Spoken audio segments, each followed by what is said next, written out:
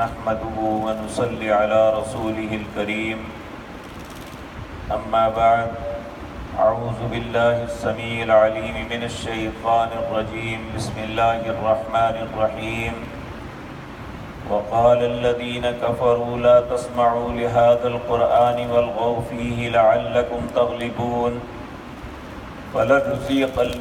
فلنذيقن الذين كفروا عذابا شديدا ولنجزينهم أسوأ الذي كانوا يعملون ذلك جزاء أعداء الله النار لهم فيها دار الخلد جزاء بما كانوا بآياتنا يجحدون وقال الذين كفروا ربنا أرنا الذين أضلانا من الجن والإنس نجعلهما تحت أقدامنا ليكونا من الأسفلين۔ حضرات محترم، گزشتہ آیات میں اللہ مالک نے اپنی وحدانیت کے اتنے دلائل دیے ہیں کہ دنیا کا کوئی بھی انسان ان دلائل کو سننے کے بعد بھاگ نہیں سکتا، نہ ان کا جواب دے سکتا ہے۔ تو بالآخر کفار نے اس کا حل یہ نکالا کہ وہ اپنے جیسے لوگوں کو یہ کہنے لگے وَقَالَ الَّذِينَ كَفَرُوا لَا تَسْمَعُوا لِهَذَا الْقُرْآنِ، کافر کہنے لگے کہ اس قرآن کو سنو ہی نہ۔ وَالْغَوْا فِيهِ، جب بھی یہ رسول اللہ صلی اللہ علیہ وسلم قرآن پڑھیں تو شور کیا کرو۔ لَعَلَّكُمْ تَغْلِبُونَ، تاکہ تم غالب آ جاؤ، دلیل کے اعتبار سے تو غالب نہ آئے۔ اس کا حل یہ نکالا کہ لوگوں کو یہ کہنے لگے تو قرآن سنو ہی نہ، اگر تمہارے سامنے کوئی پڑھنے بھی لگے تو شور کیا کرو۔ اب بیسیکلی یہ آیت مکے کے کفار کے متعلق اتری کہ انہوں نے یہ بات کہی۔ اس کے جواب میں اللہ رب العزت نے فرمایا وَإِذَا قُرِئَ الْقُرْآنُ فَاسْتَمِعُوا لَهُ وَأَنصِتُوا لَعَلَّكُمْ تُرْحَمُونَ، جب قرآن پڑھا جائے تو خاموشی سے سنو، وَأَنصِتُوا، خاموش رہو، لَعَلَّكُمْ تُرْحَمُونَ، تاکہ تم پہ رحم کیا جائے۔ اب دیکھیں یہ ایک بات کفار نے کہی، حقیقتاً اس کا جواب تھا، اور بدقسمتی یہ کہ ہم نے اس کو نماز پہ لگا دیا کہ جب امام نماز پڑھ رہا ہو تو پیچھے تم کچھ نہ پڑھو،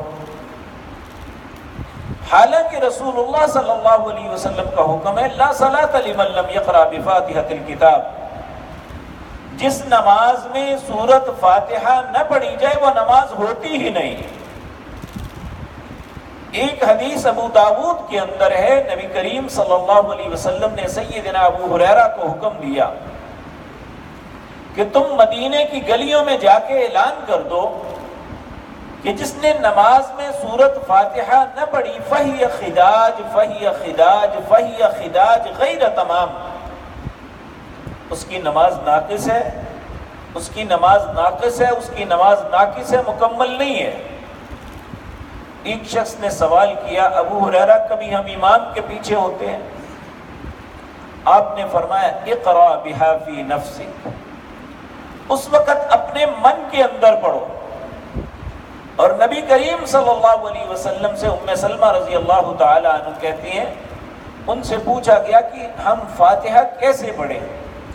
آپ نے فرمایا سکتات کے اندر۔ سکتات کیا ہیں؟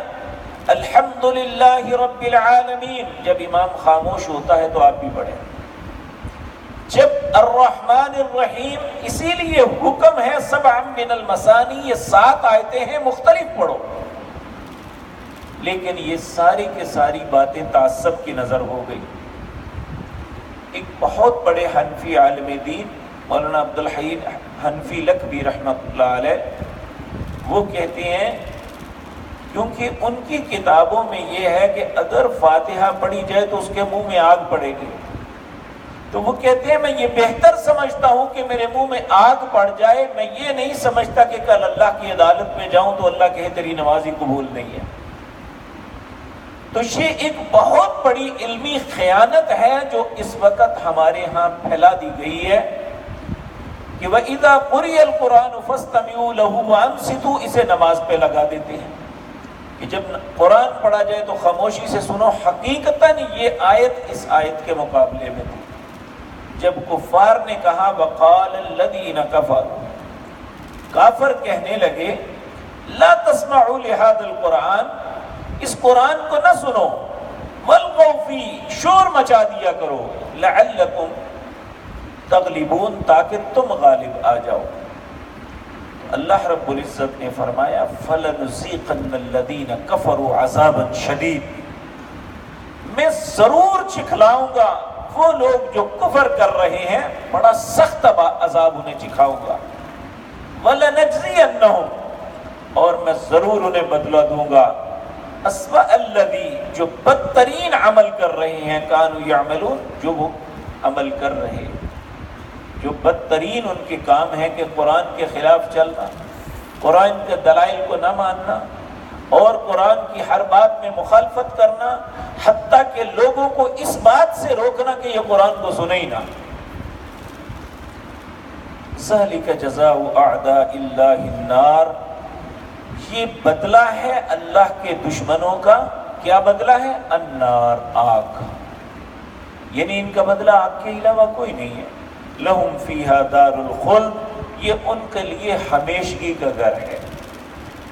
جزاء بما کانوا بآیاتنا یجحدون، یہ سب کچھ اس لیے ان کے ساتھ ہو رہا ہے کہ وہ ہماری آیات کا انکار کرتے تھے، کہ اللہ کا حکم آیا وہ انکار کر دیا، اللہ نے توحید کا حکم دیا وہ شرک کر رہے ہیں، اللہ رب العزت نے اپنے سے مانگنے کا حکم دیا وہ بندوں سے مانگ رہے ہیں، اللہ نے کہا مشکل کشا صرف میں ہوں، وہ اپنی مشکلات کے لیے دوسروں کے دروں میں جانے لگے۔ اللہ نے کچھ باتوں کے حکم دیے، وہ ہر بات اللہ کی ٹالتے رہے۔ یہ اللہ کی آیات کا انکار کرنے والے، اللہ فرماتے ہیں یہ ان کے بدترین عمل جو ہیں، انہیں ان کے اعمال پہ ضرور میں ان کو سزا دوں گا۔ کس کی سزا؟ النار، آگ کی۔ العیاذ باللہ، اللہ ہم سب کو اپنی امان میں رکھے۔ پھر وَقَالَ الَّذِينَ كَفَرُوا، پھر وہ لوگ جنہوں نے کفر کیا وہ کہیں گے ربنا، اے رب ہمارے، أَرِنَا الَّذِينِ أَضَلَّانَا مِنَ الْجِنِّ وَالْإِنسِ، اے اللہ جن انسانوں اور جنوں نے ہمیں گمراہ کیا تھا ہمیں دکھا تو صحیح، ہمارے سامنے لا۔ کیوں لا؟ نَجْعَلْهُمَا تَحْتَ أَقْدَامِنَا، تاکہ ہم اپنے قدموں کے نیچے انہیں کچلیں، ان مولویوں، پیروں، اماموں کو، ان شیاطین جنوں کو جنہوں نے لوگوں کو گمراہی میں مبتلا کیا۔ قیامت کے دن لوگ کہیں گے اے اللہ ارنا الذین اضلانا، ہمیں دکھا تو صحیح ہمیں جن لوگوں نے گمراہ کیا تھا، جنہوں نے غلط رستے پہ ڈالا تھا۔ نجعل من الجن والانس، وہ چاہے انسانوں میں ہے یا جنوں میں، نجعلہما تحت اقدامنا، ہم آج انہیں اپنے پاؤں کے نیچے کچلے، لیکونا من الاسفلین، جس طرح ان کی وجہ سے آج ہم ذلیل ہیں ہم انہیں ذلیل کریں۔ اس لیے میرے عزیز بھائیو، یہ تصور جو آج ہم نے اپنے دلوں میں بنا لیا کہ جو مولوی نے کہا جی ہم نے مان لیا، مولوی جانے اور رب جانے، اگر یہ بات ہوتی تو یہ کبھی نہ کہتے۔ اب یہ سب کے سب سزا میں مبتلا ہیں، اب یہ اللہ سے التجا کر رہے ہیں، ارنا الذین اضلانا، اے اللہ ہمیں وہ دکھا، ہمیں وہ دکھا جنہوں نے ہمیں گمراہ کیا، جن کی وجہ سے ہم گمراہ ہوئے، تاکہ ہم اپنے قدموں کے نیچے انہیں کچلیں۔ لیکن اس وقت یہ ساری باتیں کسی کام نہیں آئیں گی۔ گمراہ ہونے والے اور گمراہ کرنے والے دونوں اپنی اپنی معاملے بھگت رہے ہوں گے۔ اللہ ہم سب کو گمراہی سے محفوظ رکھے۔ اللہ مالک ہم کو ہدایت نصیب فرمائے اور ہدایت کے رستے پہ گامزن کرے۔ اس کے بعد پھر اللہ ان لوگوں کا تذکرہ کر رہے ہیں جو اللہ کو رب مان کے اس پہ استقامت اختیار کرتے ہیں. ان کا بدلہ کیا ہے؟ اللہ نے زندگی اور توفیق دی تو انشاءاللہ آئندہ مجلس میں عرض کروں گا. اقول قولی ھذا واستغفر اللہ لی ولکم.